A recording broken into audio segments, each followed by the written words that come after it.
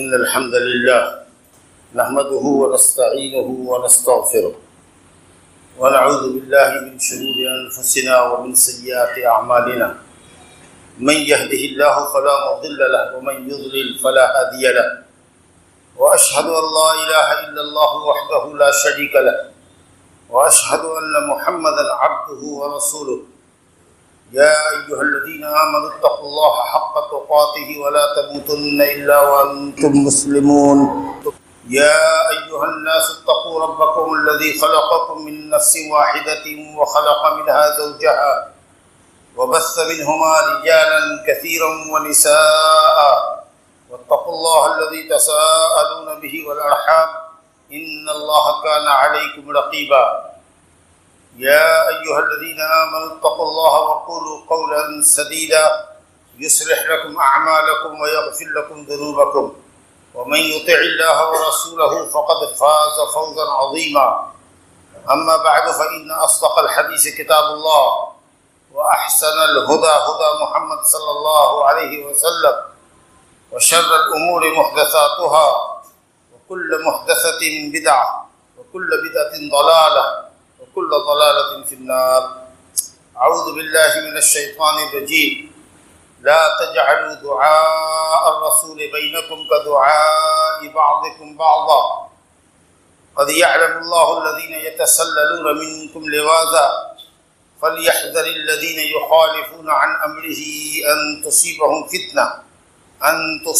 فتنة أو يصيبهم عذاب أليم وقال النبي المصطفى صلى الله عليه وسلم كل أمتي يدخلون الجنة إلا من أبى قالوا ومن يأبى يا رسول الله قال من أطاعني دخل الجنة ومن عصاني فقد أبى رواہ البخاری فی صحیح۔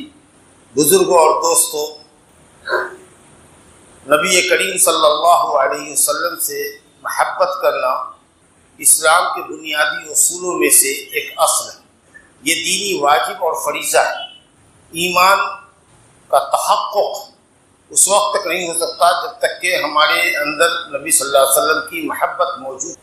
اگر دل محبت رسول سے حب نبوی سے خالی ہے تو ہمارا ایمان یا تو بہت کمزور ہے یا ہے ہی نہیں۔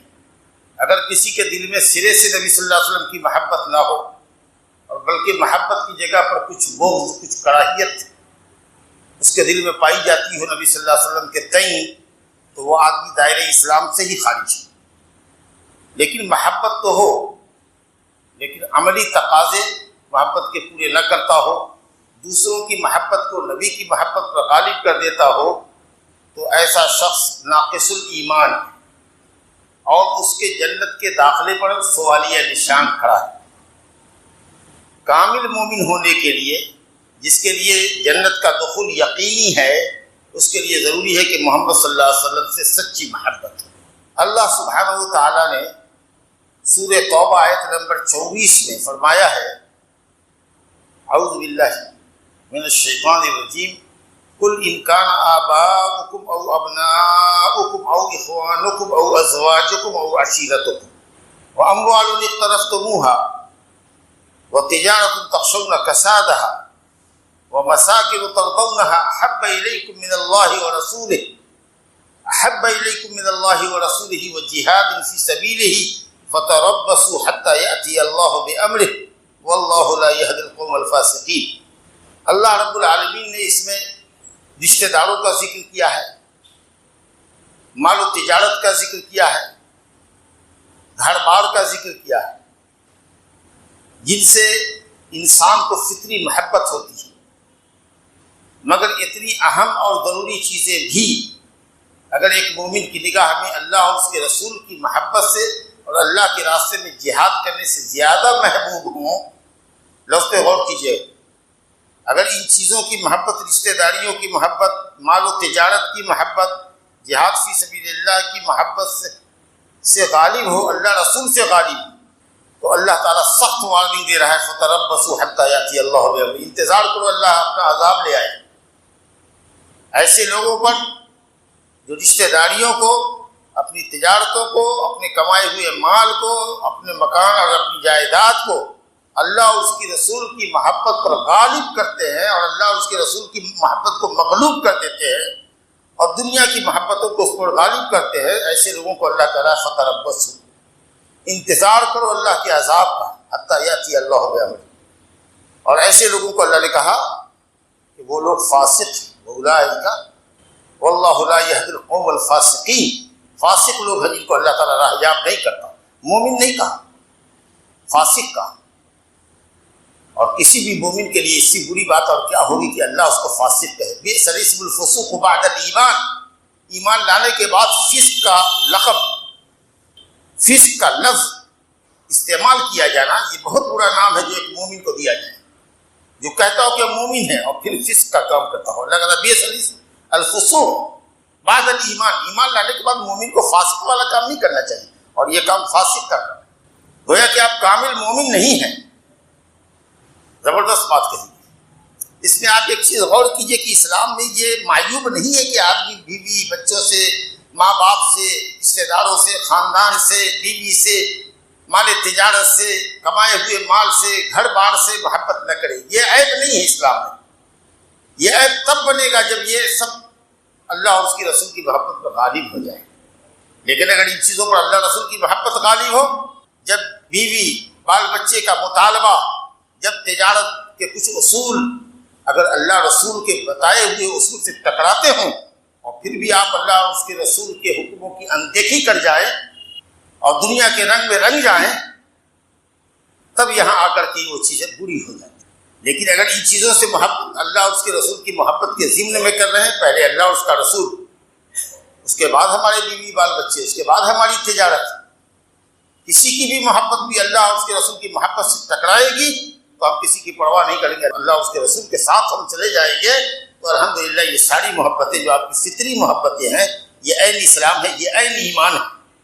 قرآن نے یہ نہیں کہا کہ ان چیزوں سے محبت نہ کرو، بلکہ یہ کہا کہ زیادہ محبت نہ کرو، زیادہ محبت تمہاری اللہ اور اس کے رسول سے ہونی چاہیے۔ ٹھیک اسی مضمون کو بخاری مسلم میں حضرت انس بن مالک رضی اللہ عنہ کی روایت میں ذکر کیا ہے نبی صلی اللہ علیہ وسلم نے کہ لا یؤمن احدکم حتی اکون احب الیہ من ولدہ ووالدہ والناس اجمعین، تم میں کا کوئی مومن نہیں ہو سکتا، واجب ایمان ہے، واجب ایمان، اس کی نفی کی گئی ہے، وہ ایمان جو جنت میں داخلے کے لیے ضروری ہے وہ ایمان تمہارے پاس نہیں۔ واجب ایمان ایک مستحب ہوتا ہے، ایک عمل مستحب ہوتا ہے، ایک عمل واجب ہوتا ہے، کبھی بھی مستحب کے چھوڑنے پر ایمان کی نفی نہیں کی گئی، یاد رکھیے گا۔ جب بھی کبھی ایمان کی نفی کی جائے تو سمجھیے کہ وہ عمل واجب ہے، یا تو آپ کسی واجب کو ترک کر رہے ہیں یا حرام کا ارتکاب کر رہے ہیں، اس لیے اللہ اس کا رسول آپ سے ایمان کی نفی کر رہا ہے۔ تو آپ فرما رہے ہیں کہ تم میں کا کوئی مومن نہیں ہو سکتا، ایمان کی نفی ہے، ایمان واجب کی جو جنت میں داخلے کے لیے ضروری ہے، جب تک کہ وہ مجھ کو اپنے بیٹے سے، اپنے باپ سے اور دنیا کے تمام انسانوں سے زیادہ محبت نہ کرنے والا بن جائے۔ یہاں بھی دیکھیے اہم ہے، یہ اللہ کا احسان اور کرم ہے کہ اس نے آپ کے رشتوں کو، نعتوں کو، مال کو، تجارت کو، کاروبار کو برا نہیں کہا اللہ نے، یہ اس کا احسان ہے۔ وہ یہ کہہ رہا ہے کہ سب سے زیادہ مومن کی زندگی میں اللہ اور اس کے رسول کی محبت غالب ہونی چاہیے۔ اور یاد کیجئے اس مشہور حدیث کو جو آپ نے سنا ہوگا کہ حضرت عمر بن خطاب رضی اللہ عنہ کا ہاتھ نبی صلی اللہ علیہ وسلم نے ایک مرتبہ پکڑ رکھا تھا، تو اس موقع پر حضرت عمر رضی اللہ عنہ نے کہا اس محبت کے جذبے کو دیکھتے ہوئے کہ یا رسول اللہ، آپ مجھ کو دنیا کی ہر چیز سے زیادہ پسند ہیں سوائے میری جان کے۔ بخاری شریف کی روایت ہے، عبداللہ بن ہشام روایت کرتے ہیں، تو آپ نے کہا نہیں، قسم اس ذات کی جس کے ہاتھ میں میری جان ہے، تب تک نہیں جب تک کہ آپ کو میں آپ کی جان سے زیادہ پیارا نہ ہو جاؤں۔ تو حضرت عمر رضی اللہ عنہ نے کہا الآن انت یا رسول اللہ احب الی من نفسی، اب آپ مجھ کو میری جان سے بھی زیادہ پیارے ہو گئے۔ سوچا انہوں نے، غور کیا کہ پہلے تو میں عمر بن خطاب تھا، آج اگر عمر فاروق بن گیا ہوں، حق اور باطل کے درمیان فرق کرنے والا بن گیا ہوں، اور جہنم کے گڑھے پر تھا، وہاں سے اگر کسی نے نیکی اور جنت کا راستہ دکھانے کا کام کیا ہے تو وہ نبی صلی اللہ علیہ وسلم کی ذات گرامی ہے۔ اگر آپ نہ ہوتے تو اللہ کے فضل کے بعد اگر آپ نہ ہوتے تو ہم تو جہنم میں جانے والے تھے، ایسی جان ایک کیا 1000 جان نبی پر قربان ہو۔ فوراً جب انہوں نے سوچا تو کہا کہ بھائی انسان کا اپنی جان سے محبت کرنا یہ ایک نیچرلی امر ہے، لیکن ہم نے جب رسول کی محبت کو اختیار کر لیا ہے، اس کا کلمہ پڑھ لیا ہے، تو اختیار کی گئی محبت کو فطری محبت پر غالب کرنا۔ کیا سمجھ کے آپ نے اختیار کیا ان کی محبت کو؟ تب ان کی سمجھ میں بات آ گئی، تو تو نبی صلی اللہ علیہ وسلم الآن انت یا عمر، اب آپ لوگ کہتے ہیں اب آپ مسلمان ہوئے، یہ معنی نہیں ہے اب آپ نے وہ بات کہی جو آپ کو پہلے کہنی چاہیے تھی کہ یا رسول اللہ آپ مجھ کو دنیا کی ہر چیز سے یہاں تک کہ میری جان سے بھی آپ زیادہ پیارے ہیں، یہ بات آپ کو پہلے کہنی چاہیے تھی جو اب آپ کہہ رہے ہیں۔ لیکن سوچنے کے بعد یہ عقدہ کھل گیا، یہ گیڑا کھل گئی ان کے سامنے کہ آخر نبی صلی اللہ علیہ وسلم یہ کیوں کہہ رہے ہیں کہ نہیں تب تک نہیں جب تک کہ میں آپ کو آپ کی جان سے پیارا نہ ہو جاؤں۔ حضرت عمر نے غور کیا تو نتیجے پر پہنچے، آخر کیوں نہ ہم محمد صلی اللہ علیہ وسلم سے محبت کریں، کیونکہ اللہ ان سے محبت کرتا ہے، جس سے اللہ محبت کرے اس سے کیا ہم محبت نہ کریں؟ فرشتوں سے اللہ محبت کرتا ہے، قرآن سے اللہ کا کلام ہے، اللہ صالحین بندوں سے محبت کرتا ہے، مسجد کو نبی صلی اللہ علیہ وسلم نے احب البقاء الی اللہ کہا ہے، زمین پر سب سے اچھی جگہ ہے، کہ مسجد سے کیوں نہ محبت ہو، دیندار لوگوں سے کیوں نہ محبت ہو، علماء سے کیوں نہ محبت ہو، محمد صلی اللہ علیہ وسلم سے اللہ محبت کرتا ہے، اس لیے ان سے محبت کیوں نہ کی جائے۔ جس کو اللہ تعالیٰ نے کائنات میں سب سے افضل بنایا ہو، کیا وہ آدمی کائنات میں سب سے زیادہ محبت کرنے کے لائق ہوگا کہ نہیں ہوگا؟ جس کو اللہ رب العالمین نے کائنات میں سب سے اچھے اخلاق فاضلہ سے اور بلند و بالا صفات سے مزین کیا ہو، اس سے محبت کیوں نہ کی جائے؟ جس کو اللہ رب العالمین نے امت کے لیے رؤوف الرحیم بنایا ہو، جو امت کے درد میں گھلتا ہو، امت کی پریشانی سے پریشان ہوتا ہو، اور جس کو ہر وقت امت کی ہدایت پر لگنے کی لو لگی ہوئی ہو، جو ہر بھلائی سے امت کو آگاہ کرتا ہو، ہر برائی سے ان کو روکتا ہو، بھلا اس ذات گرامی سے محبت نہ ہوگی تو کیا کس سے محبت نہیں ہوتا؟ لیکن ہر چند کے محبت قلبی عبادت ہے، محبت دل میں ہوتی ہے، لیکن اس کے اثرات اعضاء اور جوارح سے ظاہر ہوتے ہیں، اعضاء اور جوارح سے محبت کے اثرات ظاہر ہوتی ہے۔ محبت تو قلبی ہوتی ہے، ایمان تو قلب میں ہوتا ہے پیوست، لیکن زبان پر بھی کلمہ ہوتا ہے، ایمان والوں کی زندگی میں بھی ایمان ہوتا ہے۔ تو اگر ہم آپ سے دوستی کا دم بھرتے ہیں تو اس کو ٹیسٹ کرنا ضروری ہے کہ آپ سچے دوست ہیں کہ جھوٹے دعوے دار محبت ہے، اس کے بغیر معاملہ نہیں ہوگا۔ دوستی کا دم بھر رہے ہیں، اگر آج امتحان کا وقت آ گیا، آج کسی مصیبت میں ہم مبتلا ہیں، آپ سے مدد کے طلبگار ہیں، جو مدد آپ ہماری کر سکتے ہیں، اور تب آپ دامن چھڑا رہے ہیں، بغلے جھانک رہے ہیں، بھاگ رہے ہیں، تو ہی ہم پکار اٹھے گی کہ نہیں اب تک جو تم دعوائی محبت کرتے رہے ہو چھوٹے ہو۔ اللہ اکبر۔ تو کون سچا محب ہے اور کون جھوٹا دعوے دار محبت ہے؟ کس نے رسمیات اور شکلیات کو محبت سمجھ رکھی ہے، اور کون حقیقی محبت کے رنگ میں رنگا ہوا ہے؟ اس کی کچھ علامتیں ہوں گی، اور یقیناً وہ علامتیں ہیں، وہ تقاضے ہیں، انہی تقاضوں کو سمجھنا ہے، جن تقاضوں کی روشنی میں آپ یہ سمجھ سکیں کہ واقعی سچی محبت کس کو کہتے ہیں اور کون سچا محب ہو سکتا ہے۔ اس آئینے میں ہم نے کہا ہر شخص اپنی صورت دیکھے، اپنے ایمان کا، اپنی محبت کا جائزہ لے۔ پہلی دلیل بلا چون و چرا جو محمد صلی اللہ علیہ وسلم کی محبت کا تقاضا اور دعوی محبت کی سچی دلیل ہے، وہ ہے نبی صلی اللہ علیہ وسلم کی موافقت، آپ کی پیروی اور آپ کی اطاعت۔ اگر جس دوست سے آپ کی محبت سے دب ہو، اگر آپ اس کی موافقت نہیں کرتے تو کہے گا کہ تم میرے دوست نہیں ہو، ہمیشہ ہماری مخالفت کرتے رہتے۔ کیا مثال آپ کو دیں؟ بیوی سے آپ محبت کا، ہم محبت کا دم بھرتے ہیں، اگر کبھی وہ کہے جا رہے ہو بازار فلاں سامان لیتے آنا، نہیں لے کے آؤ گے تو تمہاری محبت کو کاٹ دے گی، کہے گی جھوٹے ہو تم نے ہماری موافقت نہیں کی، تم نے ہماری بات نہیں مانی۔ ایک دم اصولی قاعدہ ہے کہ جو جس سے محبت کرتا ہے، محبت کرنے والا اپنے محبوب کی ہر بات مانتا ہے۔ ان المحب لمن یحب یطیع، محبت کرنے والا اپنے محبوب کی بات مانتا ہے۔ آپ کہتے ہیں محمد صلی اللہ علیہ وسلم سے دوستی اور آپ سے محبت، ہم کو ہمارے باپ بیٹے سے، بیوی بچوں سے، کاروبار سے، میری جان سے زیادہ محبت ہے۔ تو جب آپ کا نفس ایسی چیز کی طرف آمادہ کرے، آپ کے بیوی وال بچے آپ سے ان چیزوں کا تقاضا کریں جو شریعت کے تقاضوں سے میل نہیں کھاتی، تو بتائیے اگر آپ شریعت کو پس پش ڈالیں گے تو آپ کی محبت کا دعویٰ صحیح ہوگا؟ اس لیے اطاعت اور پیروی محمد صلی اللہ علیہ وسلم کی محبت کی سب سے واضح اور سب سے پہلی دلیل ہے، پہلا تقاضا ہے۔ چنانچہ رب العالمین کا یہ مشہور ارشاد آپ نے سنا ہی ہوگا، جو سورہ آل عمران کی آیت نمبر 31 ہے۔ اللہ فرماتا ہے قل ان کنتم تحبون اللہ فاتبعونی یحببکم اللہ ویغفر لکم ذنوبکم واللہ غفور رحیم۔ اے نبی کہہ دیجئے ان دعوے داران محبت سے جو اللہ کی محبت کا دم بھرتے ہیں کہ اگر تمہیں اللہ سے محبت ہے تو کہہ دیجئے ان کو کہ میری پیروی کریں، نبی صلی اللہ علیہ وسلم کی پیروی کریں، اطاعت کریں، اتباع کریں، نبی کا اتباع کریں، بلا چون چرا نبی کی بات مانیں۔ نبی کی باتوں کا بلا چون چرا تسلیم کرنا اللہ کی محبت کی دلیل، اللہ سے محبت کی دلیل ہوئی۔ تو جس نبی سے محبت کرتے ہیں ان کی باتوں کو ماننا اس نبی سے محبت کی تو بدرجہ اولا دلیل ہوگی، اور اس کا فائدہ یہ ہوگا کہ جب آپ نبی کی پیروی کریں گے تو اب آپ محب سے محبوب بن جائیں گے۔ محبت کرنے والے سے بڑھ کر کے رشتہ ہوتا ہے محبوب کا۔ محبوب کے لوگ ناز اور نخرے برداشت کرتا ہے۔ کمال یہ نہیں ہے کہ محبت کرنے والا بنے انسان، کمال یہ ہے کہ اس سے محبت کی جائے، لوگ اس سے محبت کریں۔ محبوب کا مقام محب سے بہت اونچا ہوتا ہے۔ تو اب آپ جب رسول اللہ صلی اللہ علیہ وسلم کی بلا چون و چرا پیروی کریں گے تو اللہ کہتا ہے کہ اب میں تم سے محبت کرنے والا بن جاؤں گا، تم میرا محبوب بن جائے گا۔ کہاں تو دعوت تھا اللہ سے محبت کرنے کا کہ ہم محبت کرتے ہیں، وہ میرا محبوب ہے۔ اب اللہ کہتا نہیں، تو میرا محبوب بن جائے گا، میں تجھ سے محبت کرنے والا بن جاؤں گا۔ اللہ!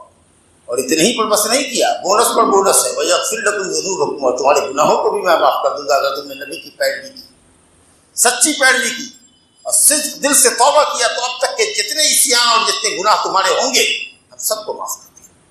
آجا نبی کی خالص پیروی پر آجا، آجا نبی کے منہج پر آجا، صحابہ تابعین کے منہج پر آجا، سلفی منہج پر آجا، اپنے گناہوں سے توبہ کر لے، اپنی خانقاہیت سے توبہ کر لے، اپنی صوفیت سے توبہ کر لے، اپنی شیعیت سے توبہ کر لے، آ سنت کی راہ پر، قرآن و حدیث کی راہ پر، ہمارے صحابہ کے منہج پر آ، میں تمہارے سارے گناہوں کو معاف کر دوں گا، واللہ غفور رحیم۔ تو یہ بڑا تقاضا ہے۔ آپ نے فرمایا کل امتی یدخلون الجنۃ الا من ابا، ہر امتی جنت میں داخل ہوگا میرا سوائے اس کے جو میرا انکار کرتا ہے۔ اللہ اکبر، امتی بھی ہے اور انکار بھی کرتا ہے، یہ کیسے ہوگا؟ سوال ظاہر ہے کہ سوال کیا جانا چاہیے۔ اس پر صحابہ نے کیا کہ آپ کا ہر امتی جنت میں ہے سوائے اس امتی کے جو آپ کا انکار کرتا ہے، تو جو آپ کا انکار کرے گا وہ امتی کیسے ہوگا؟ آپ نے سمجھایا، کہا جس نے میری اطاعت کی، بلا چون و چرا میری بات مانی، وہ جنت میں گیا، اور جو میرا کہلاتا تو ہے لیکن میری بات نہیں مانتا ہے، اس نے میرا انکار ہی تو کیا۔ وہ زبانی جمع خرچ سے کام نہیں چلے گا، پیروی کرو گے تب امتی کہلاؤ گے، نام کے امتی کہلانے کی ضرورت نہیں۔ اللہ! جس نے میری بات نہ مانی اس نے میرا انکار کیا۔ بات نہ ماننا یہ انکار کے مترادف ہے۔ دوسری جو اہم چیز ہے نبی سے محبت کی دلیل ہے کہ نبی کی توقیر اور تعظیم کی جائے، اور نبی صلی اللہ علیہ وسلم کے ساتھ ادب سے پیش آیا جائے، ادب سے پیش آیا جائے۔ کیا ہے یہ معاملہ؟ کل نبی سے محبت کرنا گویا کہ نبی کی تعظیم کرنا، توقیر کرنا۔ اب اس میں دو طرح کے لوگ ہو گئے، ایک درمیانی لوگ ہیں، ظاہر ہے کہ دو کنارہ کسی بھی چیز کا ہوتا ہے، خطرناک ہوتا ہے۔ جو بیچ کی راہ ہوتی ہے وہ اعتدال کی راہ ہوتی ہے۔ اب یہاں پر افراط اور تفریط ہو گئی، کسی نے تو جور و جفا کیا، نبی صلی اللہ علیہ وسلم کی صداقت پر، نبی صلی اللہ علیہ وسلم کی امانت پر، نبی صلی اللہ علیہ وسلم کی عدالت پر اعتراض کیا۔ خود نبی صلی اللہ علیہ وسلم کے زمانے میں ایک شخص تھا، ذوالخویسرہ التمیمی، غنیمت جب آپ حنین کی تقسیم کر رہے تھے اور 9 مسلمانوں کو جو نئے نئے مسلمان ہوئے تھے ابھی فتح مکہ کے سال، ان لوگوں کو خوب داد و دہیش دے رہے تھے، اب پرانے لوگوں کو کچھ کم دے رہے تھے۔ یہ تو ہمارے پرانے ہیں، یہ نئے لوگ ہیں، خاص کے قبیلے کے سردار لوگ ہیں، اگر ان کو زیادہ دے دیں گے تو یہ پورے قبیلے کے ساتھ مسلمان ہو جائیں گے۔ تو ایسے لوگوں کو دے رہے تھے، بڑی حکمت تھی۔ لیکن اس بدبخت نے وہاں پر کہا یا محمد، یا رسول اللہ نہیں کہا، یا نبی اللہ نہیں کہا، نام لے کے پکارا۔ یہ گستاخی ہے کہ نہیں ہے؟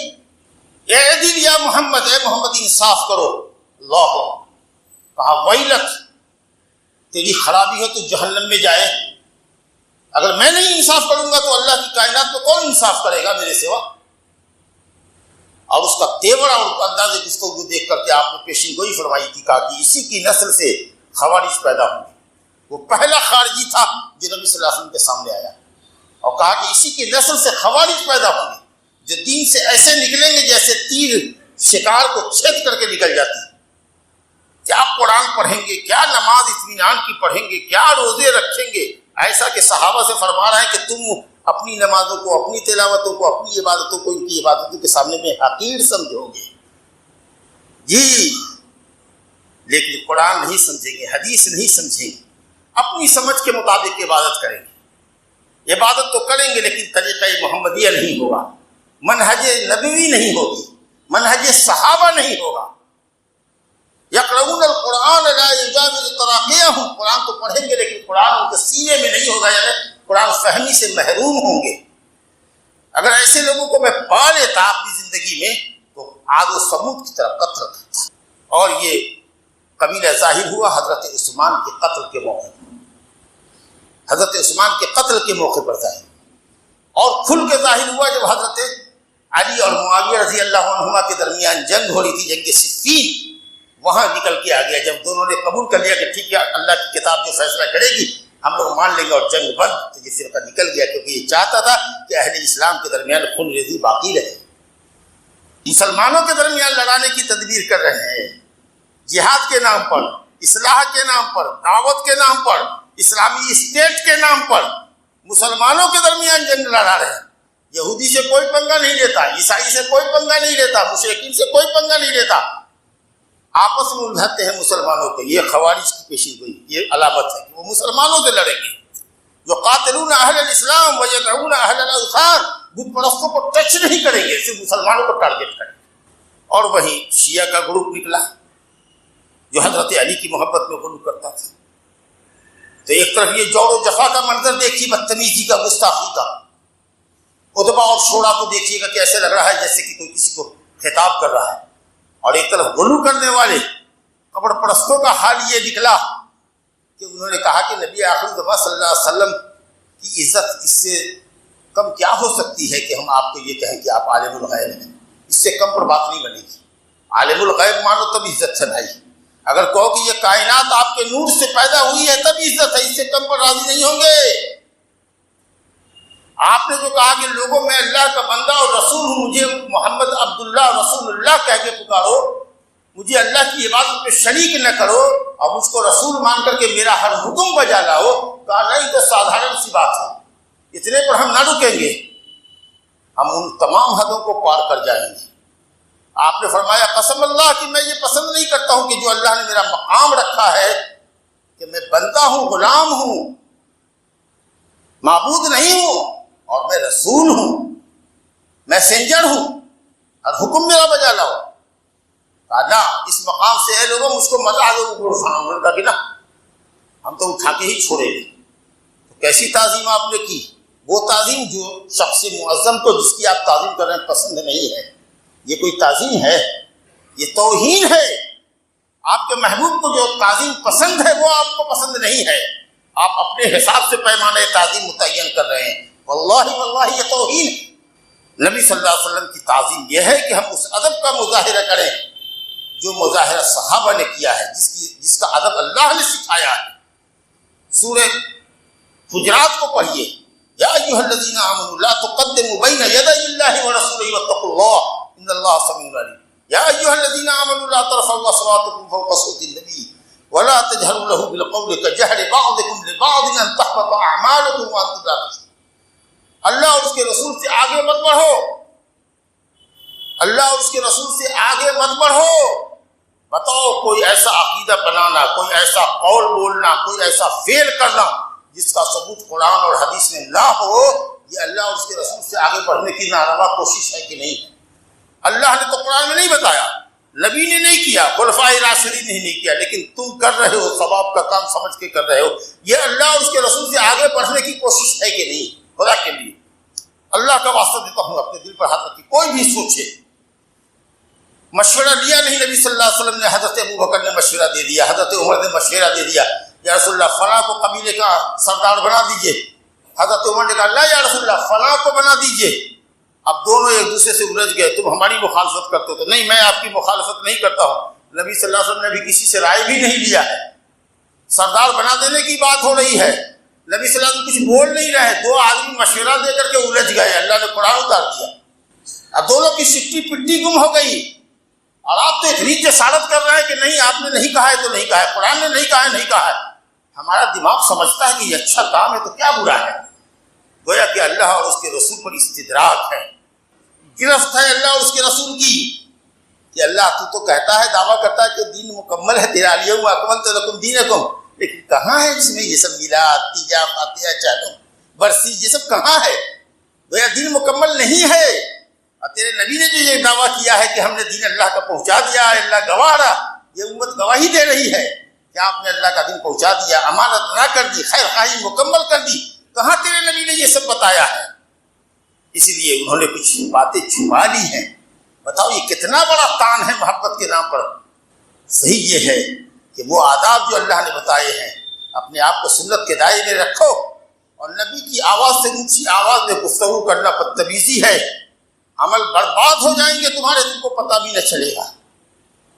اور یہ احترام جس طرح نبی کی زندگی میں مطلوب تھا، نبی کے بعد بھی مطلوب ہے۔